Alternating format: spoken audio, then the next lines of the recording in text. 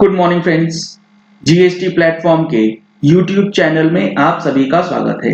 जी हाँ friends, GSTR 3B के अंदर जो हमारा ऑनलाइन पोर्टल है और उसका जो फॉर्म है उसके अंदर कुछ चेंजेस किए गए हैं। चेंजेस क्या है वो आपको समझना बेहद जरूरी है, क्योंकि ये जो फॉर्म है पहले इसके अंदर कुछ आपसे क्वेश्चंस पूछे जाते थे और अकॉर्डिंगली 3B का जो टेबल है वो आपको दिखाया जाता था। अब यहाँ पर इन क्वेश्चंस को हटा दिया गया है। तो क्या फर्क पड़ा है, क्या चेंज हुआ है, इसके लिए मैं आपको लेकर के चलता हूं जीएसटी पोर्टल पे। यहाँ पे आपको देख रहा होगा फाइनेंशियल ईयर 2021 का रिटर्न फाइलिंग पीरियड नवंबर 2020। इसको जब सर्च करेंगे तो यहाँ पे अब आपके सामने जीएसटीआर 3B का जो टैब है वो एक्टिव कर दिया गया है। इस पे आप प्रिपेयर ऑनलाइन वाले मोड पे क्लिक करेंगे तो अब आपको दिखेगा कि यहाँ पर सिर्फ और सिर्फ एक सवाल दिखाया जा रहा है। वो सवाल क्या है?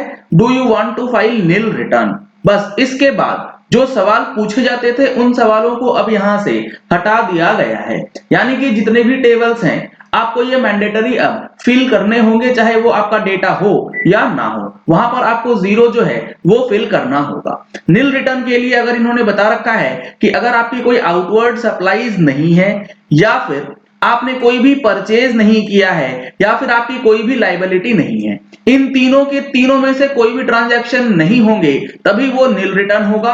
अदरवाइज आपको नील रिटर्न पे नो करना है और नेक्स्ट पे क्लिक करना है। इसके बाद काफी सारे लोगों की यह समस्या आती है कि ये जो हमारे पास system generated summary of 3B है इसका क्या मतलब है।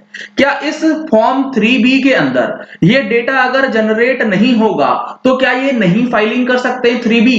बिल्कुल भी ऐसा नहीं है। एक चीज और, ये 3B के फाइलिंग के लिए कृपया करके आप मोबाइल पे ट्राई ना करें, क्योंकि जो लोग मोबाइल पे ट्राई कर रहे हैं इस विंडो को बंद करने का, वहां पे ऑप्शन आपको इस क्लोज बटन को नहीं दिखाएगा। तो यहाँ पर काफी लोगों के मेरे पास कॉल्स भी आई थी कि सर 3B फाइल नहीं हो पा रहा है, क्या करें, ये विंडो ओपन हो जा रही है। तो इस विंडो को बंद करने के लिए या इस विंडो को चेक करने के लिए आपको अपने पीसी पे ही आना होगा, मोबाइल से नहीं होगा। मोबाइल पे अगर करना है तो स्क्रीन रोटेट कीजिए और उसको वर्टिकल की जगह पे हॉरिजॉन्टल कीजिए, तब जाके चीजें ठीक हो जाती हैं। तो यहां पर जो ये डेटा आता है ये बेसिकली आपके 2B से और आपकी जीएसटीआर 1 से ऑटो पॉपुलेटेड एक ड्राफ्टेड समरी आता है। आप इसे बिल्कुल एडिट कर सकते हैं, आप इसे बिल्कुल भी चेंज करके अपने फिगर्स को जो है वो फाइल करेंगे। अगर आपके पास कोई डेटा नहीं है, जैसे 2B जनरेट नहीं हुआ है, कोई इशू नहीं है, वो होगा 12 तारीख के बाद। जीएसटीआर 1 चूंकि आप क्वार्टरली फाइल करते हैं तो ये अभी जनरेट नहीं होगा, मंथली के केसेस में होता है। अगर नहीं भी होगा तो कोई इशू नहीं है। आप इसे क्लोज करेंगे और क्लोज करने के बाद अब आपको यहां पर देख रहा होगा कि tax on outward and reverse charge supplies का ऑप्शन है। इंटरस्टेट सप्लाई जो आपने P2C करी होगी या कॉम्पोजिशन टैक्सेबल पर्सन को करी होगी वो आपको टेबल 3.2 में डालना है। ये सारे सवाल आपको पहले जीएसटीआर 3B में पूछे जाते थे। क्या सवाल है वो भी मैं आपको अभी दिखा दूंगा।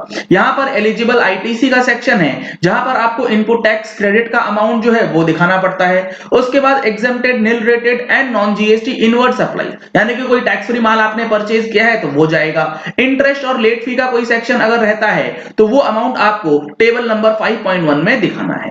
तो ये एक चेंज किया गया है जीएसटीआर 3B के अंदर, जहां पे जो क्वेश्चनर्स थे उन क्वेश्चनर्स को अब हटा दिया गया है। सिर्फ और सिर्फ नील फाइलिंग के लिए क्वेश्चंस वहां पे दिए गए हैं, बाकी सारे के सारे टेबल्स एज इट इज आपको अब भरने होंगे। अगर आपके पास कोई डेटा नहीं है तो आप उसे नील फाइलिंग कर सकते हैं। ये बात हो गई अक्टूबर महीने की। अब देखिए मैं आपको दिखाता हूं जो सितंबर महीने की हमारी जीएसटीआर 3B है उसके अंदर क्या चीज अवेलेबल थी एक्स्ट्रा जो कि अक्टूबर की 3B में नहीं है। यहां पर आप देख पाएंगे तो आपको यहां पर दिख जाएगा कि please answer the following questions to enable us to show the relevant sections. यहां पर आप देख पा रहे हैं क्वेश्चन नंबर ए दिया गया है कि क्या आपकी नील रिटर्न फाइलिंग है। इसके बाद B, C, D, E, F and जी।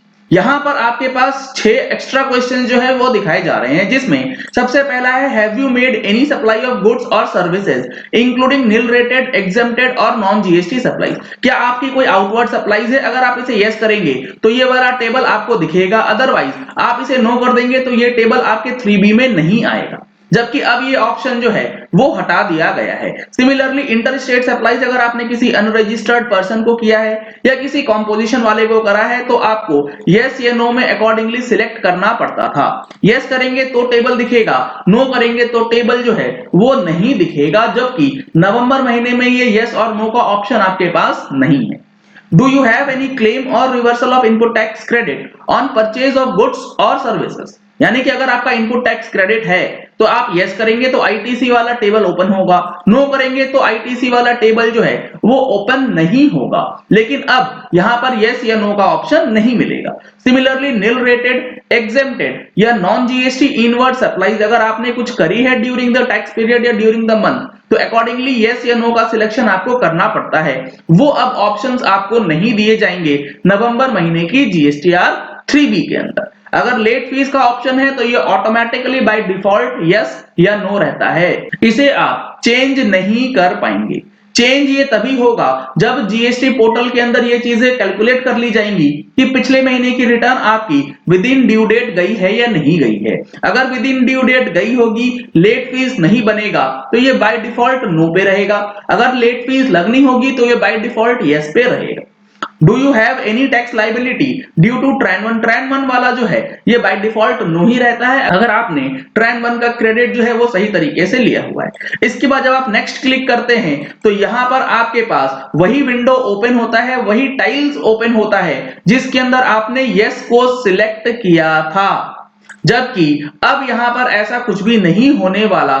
नवंबर 2020 से पूरे के पूरे टाइल्स आपको अवेलेबल करवाए जाएंगे। जिन टेबल्स में आपको फिगर्स भरना है उन टेबल्स पे आप फिगर्स भर सकते हैं और जिन टेबल्स में फिगर नहीं है उनको आप जीरो करके फाइल कर सकते हैं। जहां पर डेटा नहीं होगा वहां पे आपको जीरो पुटअप करना होगा और अकॉर्डिंगली फाइलिंग जो है वो आपको करनी होगी। तो जीएसटीआर 3B में इस चेंज की क्या जरूरत थी पता नहीं, लेकिन पोर्टल ने ये किया है। अब इसको आप फॉलो करेंगे और अकॉर्डिंगली अपनी फाइलिंग जो है वो कर लेंगे।